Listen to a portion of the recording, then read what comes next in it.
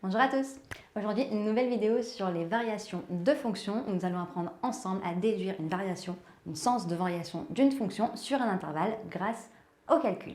Donc nous avons ici deux fonctions f de x et g de x. Donc dans un premier temps, f de x où il va falloir démontrer que f est strictement croissante sur l'intervalle moins 3 plus infini, démontrer que f est strictement décroissante sur moins l'infini moins 3, dresser le tableau de variation et en déduire le minimum de ma fonction.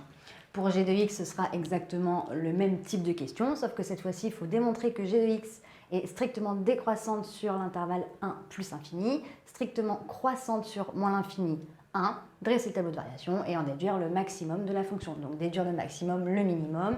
On va voir ensemble comment, par le calcul, donc il y a deux méthodes, cette vidéo portera sur une seule des deux méthodes et on fera une seconde vidéo sur l'autre méthode de calcul. Et là, nous allons voir directement comment prouver par le calcul qu'une fonction est croissante, décroissante sur un intervalle. Donc, si je suis ici, je dois montrer que la fonction est strictement croissante sur moins 3 plus infini. Donc, en fait, je vais me trouver sur l'intervalle moins 3 jusqu'à plus infini. Pour pouvoir réussir à prouver la variation, en fait, il va falloir que je compare mes images. Donc, si on prend dans une fonction classique simple, par exemple la fonction affine, si j'ai un nombre a qui est un antécédent et un nombre b qui est un autre antécédent et que a est plus petit que b et que en rejoignant ma fonction, l'image de a est plus petite que l'image de b. Je peux du coup conclure que f de a plus petit que f de b alors que a est plus petit que b, donc la fonction est croissante. Dans le cas où a est plus petit que b, donc que a antécédent est plus petit que b antécédent, lorsque je rejoins ma fonction, si l'image de a est plus grande que l'image de b, alors la fonction est décroissante. Nous allons faire exactement ce même type de processus, sauf que la fonction est un petit peu plus compliquée, elle fait intervenir les fonctions de référence. Donc si vous n'avez pas encore vu les vidéos qu'Anthony a faites sur les fonctions de référence, je vous invite à aller les voir. Je vous les mets directement ici pour que vous puissiez aller directement cliquer et vous familiariser un petit peu plus avec ces différentes fonctions. Donc là, nous allons commencer directement partant de deux antécédents a et b, a plus petit que b, et on va rejoindre la fonction de manière à comparer f de a et f de b. Là, je me trouve avec a plus petit que b. Ça, c'est la condition initiale au niveau de mes antécédents. Il va falloir du coup que je compare à la fin f de a et f de b. Donc finalement, f de a qui sera égal à a plus 3 au carré moins 5 et f de b qui sera égal à b plus 3 au carré moins 5. Donc il va falloir que je reconstitue ma fonction en partant de a et de b. Et à la base, il se trouve que je suis sur l'intervalle moins 3 plus infini, donc ça veut dire que a et b seront dans l'intervalle moins 3 plus infini. Donc la valeur minimum de cet intervalle-là, ça va être moins 3. Donc je vais partir de moins 3 plus petit que a, plus petit que b. Donc concrètement, si je suis un petit peu le fonctionnement, a et b en fait ce sont deux valeurs de x. Donc en fait je suis ici. A représente une valeur de x et b représente une autre valeur de x plus grande que a. Il va falloir du coup que je reconstruise cette fonction-là en partant de a et b. Donc là, pour pouvoir avoir toute cette fonction, la première chose qui est appliquée à x, c'est plus 3. Donc je vais devoir ajouter 3 à toute mon expression, donc toute ma ligne, pour pouvoir avoir le fameux x plus 3 dans un premier temps, que je mettrai ensuite au carré, et ensuite j'enlèverai 5. Donc là, je pars de a en tant que x. Là, maintenant, je vais construire le fameux x plus 3. Donc, je vais ajouter 3 de partout. Donc là, je vais en gros avoir moins 3 plus 3. A plus 3. Et b plus 3. Donc, à chaque fois, comme dans une équation, tout ce que j'ajoute à gauche, je l'ajoute à droite. Et bien là, du coup, j'ai un encadrement. Donc, il faut que j'ajoute la même chose aux trois membres de cette fameuse inéquation, ce fameux encadrement. Maintenant, il va falloir que je rajoute les signes pour savoir si, effectivement, il y a quelque chose qui va changer dans mon sens de signe. Là, je me trouve sur l'intervalle, finalement, moins 3 plus infini, est-ce que le fait de rajouter 3 à un nombre va faire que je vais pouvoir changer mon sens de variation? Je prends un exemple qui peut être bateau. Si vous avez un frère ou une sœur, est-ce que dans 3 ans, vous aurez du coup l'âge, le sens qui va changer. Est-ce que par exemple, tu es l'aîné? Est-ce que du coup, dans 3 ans, ton petit frère ou ta petite sœur, ça deviendra plus grande que toi ou plus grand que toi? Non, vous aurez juste tous les deux 3 ans de plus, mais l'aîné restera l'aîné et le cadet restera le cadet. Donc en fait, là, le sens de variation ne va pas changer. Donc je reste sur plus petit. Donc, moins 3 plus 3, ça fait 0, plus petit que A plus 3, qui sera lui-même plus petit que B plus 3. Donc là, je me trouve finalement maintenant dans l'intervalle 0 minimum jusqu'à plus infini. Il va falloir maintenant, donc en fait ici, A plus 3 et B plus 3, c'est l'équivalent de X plus 3. Maintenant, étape suivante, il va falloir que je mette tout ça au carré. Est-ce que le fait de mettre au carré sur l'intervalle 0 plus infini change mon sens de variation? Et bien là, du coup, il va falloir que je vois en fait directement sur la fonction carré, quelle est son allure sur l'intervalle 0 plus infini. Eh bien, sur 0 plus infini, la fonction carré est croissante. Je ne sais pas si tu te souviens, la fonction carré ressemble à une parabole qui ressemble à ça. Donc, de moins l'infini à 0, elle est décroissante. À partir de 0, elle passe en croissance et elle va être croissante jusqu'à plus infini. Donc, sur cet intervalle-là, 0 plus infini, la fonction carré est croissante. Donc, l'image du petit sera toujours plus petite que l'image du plus grand. Donc, on conserve l'ordre. Donc là, c'est comme si je faisais 0 au carré, donc 0. Il reste plus petit que A plus 3 au carré, qui lui-même reste plus petit que B plus 3 au carré. Maintenant, il va falloir que je retire 5. Même exemple que tout à l'heure par rapport à dans 3 ans. Est-ce que le cadet ou l'aîné change et devient le cadet ou l'aîné respectivement? Ben là, on va faire comme si on voyait 5 ans en arrière. Est-ce qu'il y a 5 ans, le cadet était plus grand que l'aîné? Pareil, ça ne change rien. Le fait d'ajouter ou de soustraire un nombre à 2 nombres différents conserve l'ordre. Ils auront juste respectivement 3 de plus ou 5 de moins, mais le plus petit reste le plus petit et inversement pour le plus grand. Donc là, finalement, là, je vais devoir retirer 5 à tout le monde. Donc là, c'est comme si je faisais 0 moins 5, qui sera du coup plus petit toujours que A plus 3 au carré moins 5, qui sera toujours plus petit que B plus 3 au carré moins 5. Donc ici, finalement, 0 moins 5, ça va me faire moins 5, plus petit que, et là j'ai A plus 3 au carré moins 5, c'est exactement la même chose que la fonction, sauf que x est remplacé par a. Donc en fait, là je suis sur f de a. Donc, je remplace par f de a. Plus petit que, pareil, exactement la même chose, sauf qu'ici, c'est l'image de b. J'ai remplacé le x par b, donc ici, je le mets par f de b. Je le remplace. Donc, si je prends le récapitulatif, j'avais a qui était plus petit que b, et f de a toujours plus petit que f de b. Donc si a est plus petit que b et que f de a est plus petit que f de b, la fonction f de x est croissante sur l'intervalle moins 3 plus infini. Donc là, je vais pouvoir marquer a plus petit que b et f de a plus petit que f de b. Donc f de x croissante sur moins 3 jusqu'à plus infini.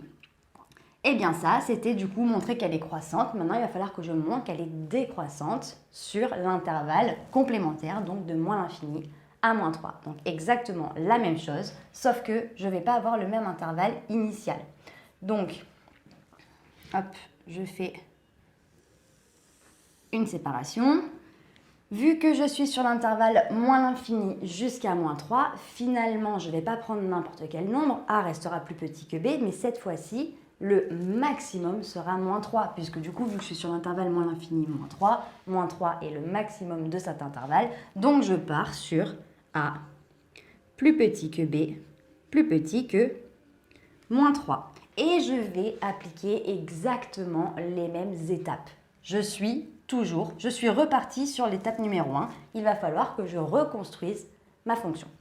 Donc, première chose à faire, j'avais ajouté 3 à tout le monde de manière à avoir le fameux x plus 3.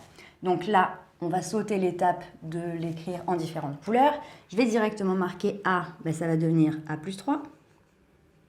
Rajouter 3 ne change pas le sens de l'intervalle, enfin ne change pas le sens de variation. Donc A plus 3 reste plus petit que B plus 3, qui lui-même est plus petit que 0. Moins 3 plus 3 est égal à 0.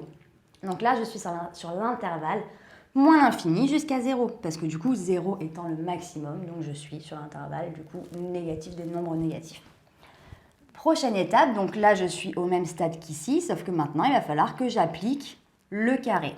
Il se trouve que tout à l'heure, je vous ai donné l'exemple, en fait, la fonction était du coup une parabole qui est décroissante puis croissante, et à partir de 0, elle est croissante sur 0 plus infini, et elle est décroissante sur moins l'infini jusqu'à 0.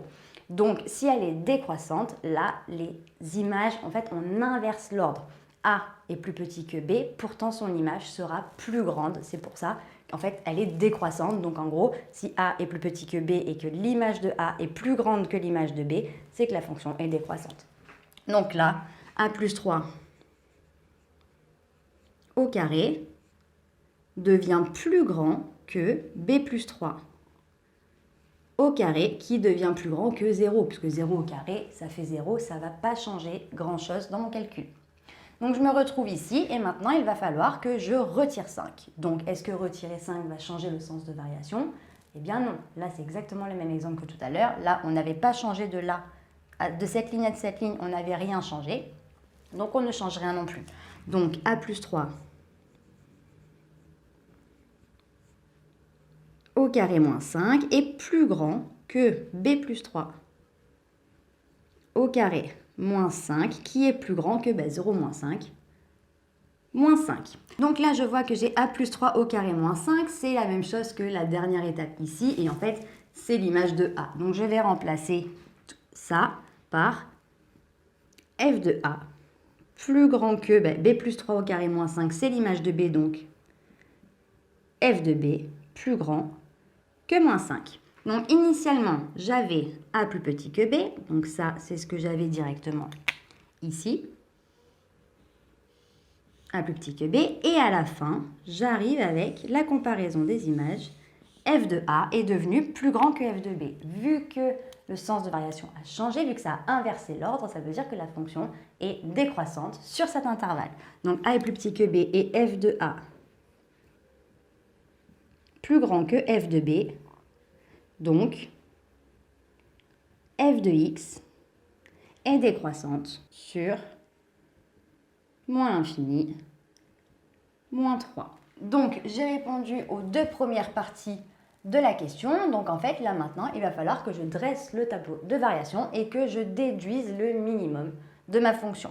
Donc, le tableau de variation, je vais le mettre ici, histoire que ce ne soit pas trop comprimé. Là, en fait, on va avoir tableau de variation. Mais déjà, la fonction, je vois que, en fait, elle est définie sur moins l'infini jusqu'à plus l'infini. Donc, j'ai moins l'infini moins 3 et moins 3 plus infini. Donc là, j'ai absolument tout le monde, moins 3 exclu, mais j'ai toutes les valeurs de moins l'infini jusqu'à plus infini. Donc, je vais pouvoir tout simplement mettre un tableau de variation de moins l'infini à plus infini. Donc ça, ce sont les valeurs de x. Et pour ma courbe, donc là, je vois que la fonction est décroissante, donc point de départ, moins l'infini, donc elle est décroissante sur moins l'infini, moins 3. Donc là, je vais pouvoir marquer moins 3. Et elle est croissante de moins 3 à plus infini. Donc là, finalement, j'ai vraiment trois valeurs qui m'intéressent, moins l'infini, moins 3 et plus infini. Donc sur moins l'infini, moins 3, elle est décroissante. Et sur moins 3 plus infini, elle est croissante. Hop. Donc là, tableau de variation. En moins l'infini, je vois qu'elle part de tout en haut, donc finalement, elle vaut plus infini. Et vu qu'elle est recroissante après, elle remonte jusqu'en plus infini. Maintenant, en déduire le minimum de la fonction f, eh bien là, il va falloir en gros que je vois quelle est la valeur où ma fonction va changer sa variation, donc vraiment la valeur minimale la plus en bas de la courbe. Donc deux façons, soit je calcule l'image de moins 3 tout simplement, soit je fais directement grâce à ce que je viens de découvrir ici. Donc, si je calcule l'image de moins 3, je vais avoir moins 3 plus 3 qui me font 0. 0 au carré, ça me fait 0. Moins 5. L'image de moins 3, c'est moins 5. Mais ici, je l'avais vu aussi pour la simple et bonne raison qu'à la fin, quand je compare les images, je vois que f de a est plus petit que f de b, mais tous les deux sont plus grands que moins 5. Et pour la deuxième partie, nous avons la même chose, a plus petit que b. À la fin, je vois que f de a est plus grand que f de b, qui est plus grand que moins 5. Donc, tout simplement, la valeur que je vais pouvoir rajouter ici, ça va être moins 5. Du coup, deuxième exemple avec g de x, sauf que g de x a un petit peu plus d'éléments que f de x. Là, on voyait qu'on avait juste un nombre x auquel on ajoutait 3, on mettait au carré et on retirait 5. Et bien cette fois-ci, j'ai un nombre x auquel je retire 1, je mets au carré, je multiplie par moins 2 et je retire 3. Donc là, j'ai une étape supplémentaire, la multiplication par un nombre négatif. Donc, exactement le même fonctionnement que là, sauf que je n'aurai pas les mêmes intervalles de départ. Ici, je dois montrer que la fonction g est strictement décroissante sur 1 plus infini, et ensuite qu'elle est strictement croissante sur moins l'infini 1. Donc, je pars de 1 plus infini.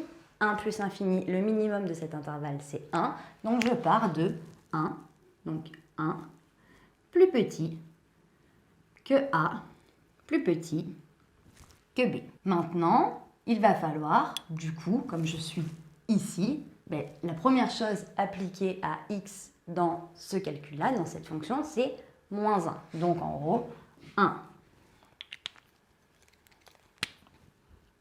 moins 1 plus petit que a moins 1. Je ne change pas les sens de variation pour la simple et bonne raison que quand je retire un nombre, donc il y a un an, et bien en fait, il y a un an, tous les membres de votre famille avaient un an de moins, mais vos parents n'étaient pas plus jeunes que vous. Donc ça n'a rien changé sur les ordres. On conserve les ordres. Donc b moins 1. 1 moins 1, ça fait 0. Plus petit que a moins 1. Plus petit que b moins 1. Donc là maintenant, je suis sur l'intervalle 0 plus infini. Il faut que je mette au carré. Sur l'intervalle 0 plus infini, la fonction carré est croissante, donc je conserve l'ordre. 0 au carré, donc 0, reste plus petit que a moins 1 au carré, qui reste lui-même plus petit que b moins 1 au carré. Maintenant, il va falloir que je multiplie tout le monde par moins 2, puisque j'ai moins 2 facteur de x moins 1 au carré. Le fait de multiplier par un nombre négatif, je ne sais pas si vous vous souvenez dans les inéquations, quand j'arrivais à résoudre mes inéquations et que je multipliais ou divisais par un nombre négatif, le sens changeait. Donc, cette fois-ci, vu que je multiplie par un nombre négatif, je change le sens des variations. Donc 0 fois moins 2, ça fait toujours 0, qui devient du coup plus grand que moins 2 facteur de a moins 1 au carré, qui est lui-même plus grand que moins 2 facteur de b moins 1 au carré. Donc là, je vais du coup devoir retirer 3, parce que c'est la dernière étape, moins 3. Et donc du coup, quand je retire un nombre, finalement, rien ne change. Là, du coup, juste je retire 3, mais mon sens de variation ne change pas. Donc 0 moins 3, ça fait moins 3, qui est plus grand que moins 2 facteur de a moins 1 au carré moins 3, qui est lui-même plus grand que moins 2 facteur de b moins 1 au carré moins 3. Donc finalement, moins 2 facteur de a moins 1 au carré moins 3, c'est la même chose que moins 2 facteur de x moins 1 au carré moins 3, sauf que les x sont changés en a, donc concrètement, c'est g de a. Donc moins 3 est plus grand que l'image de a dans la fonction g, qui est elle-même plus grande que l'image de b dans ma fonction g. Donc a plus petit que b,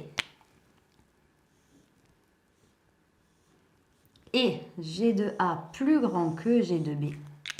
Donc a plus petit que b et g de a plus grand que g de b. Donc la fonction g de x est décroissante sur l'intervalle 1 jusqu'à plus infini. Maintenant, je vais partir sur la deuxième partie, en fait, montrer que la fonction est strictement croissante sur moins l'infini 1. Donc, deuxième étape. Je pars du même point, sauf que, comme tout à l'heure, là, mon minimum, c'était moins 3, comme là, le minimum, c'est 1. Et bien, dans la deuxième partie, moins 3 était devenu le maximum. Donc, en fait, là, 1 deviendra le maximum. Vu que je suis sur l'intervalle moins l'infini jusqu'à 1, la plus grande valeur entre moins l'infini et 1, c'est 1. Donc, A, plus petit que B, plus petit que 1. Et je vais appliquer les mêmes étapes. Je vais du coup retirer 1. Donc là, A moins 1. Retirer 1 ne change pas le sens, donc je conserve l'ordre. A moins 1 plus petit que B moins 1, plus petit que 0. Donc là, je suis sur l'intervalle moins l'infini 0 et il va falloir que j'applique le carré. Le fait d'appliquer le carré, je mets du coup, en fait, je garde les propriétés de sens de variation de la fonction carré. Donc sur l'intervalle moins l'infini 0, la fonction carré est décroissante. Donc là, je change le sens de variation. A moins 1 au carré devient plus grand que B moins 1 au carré, qui devient lui-même plus grand que 0 au carré, donc 0. Étape suivante, je multiplie par moins 2. Et multiplier par moins 2, donc du coup dans mon inéquation, fait que je change l'ordre, parce que je multiplie par un nombre négatif. Donc je vais rechanger les signes de mes variations, enfin le signe de mes inégalités. Donc, moins 2, facteur de A moins 1 au carré redevient plus petit que moins 2, facteur de B moins 1 au carré, qui redevient plus petit que 0 fois moins 2, qui font du coup 0. Et maintenant, dernière étape, je dois retirer 3. Donc, retirer 3 ne change toujours pas le sens de variation. Donc là, je conserve moins 2, facteur de A moins 1 au carré, moins 3, plus petit que moins 2, facteur de B moins 1 au carré, moins 3, plus petit que 0 moins 3, donc moins 3. Moins 2 facteur de A moins 1 au carré, moins 3, c'est exactement la même chose que là. Et ça, du coup, je peux le remplacer par G de A, qui est du coup plus petit que G de B, donc l'image de B, qui est lui-même plus petit que moins 3.